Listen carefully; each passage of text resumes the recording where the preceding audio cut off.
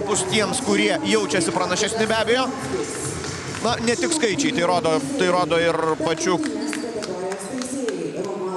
klubų pastarų Žalgiriui, tačiau finalas buvo pakankamai atkaklus ir Eurolygoje.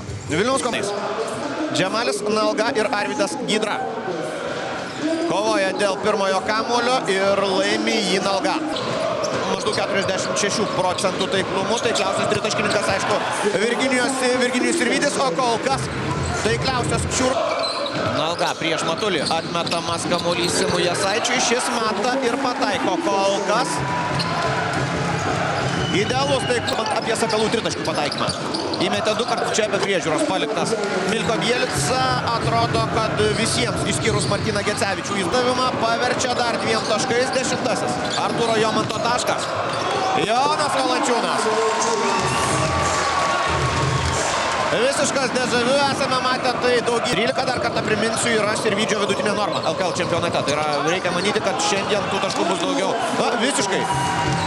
Vaikiškai Jazukevičius dabar pramiega už nugaros jam manevravusi Jomą. 9 taškus. Tai tuos 9 taškus jis tebeturi ir dabar. Tuo tarpu Sirvydžio sąskaitoje jau 15 taškų. Antras šios dienos rungtynėse Valančiūno dėjimas į krepšį. Jis atrodo ir jam sutikta galimybė pasirodyti aikštėje šiose rungtynėse, kodėlgi ne. Nalga pelno pirmuosius savo taškas. Pro Strawberry. Perimtas kamuolys ir tai turėtų baigtis dėjimu į krepšį. Taip ir yra.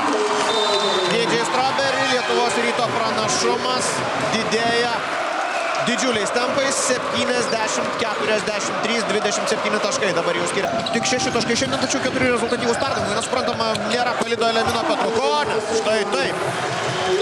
Krauna kamuolį į krepšį, rodydamas, kad gali tai daryti ne mažiau galingai negu Jonas Valančiūnas.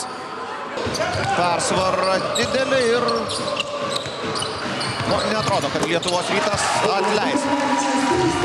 Gniaužtus ir leis varžovams, kad netgi daug labiau patyrė žaidėjai. Rolandas Matulis panašius metimus šiandien prametė. Ne tai, suprantama, ne tai yra priežastis, dėl kurios Lietuvos Rytas priekyje. Na, kartą apie rezultatyviausius. Stepanas Bobrauskas, Milko Bielica po 12 taškų. Artūras Jomantas, Simas Jasaitis po 10 Lietuvos Ryto komandų.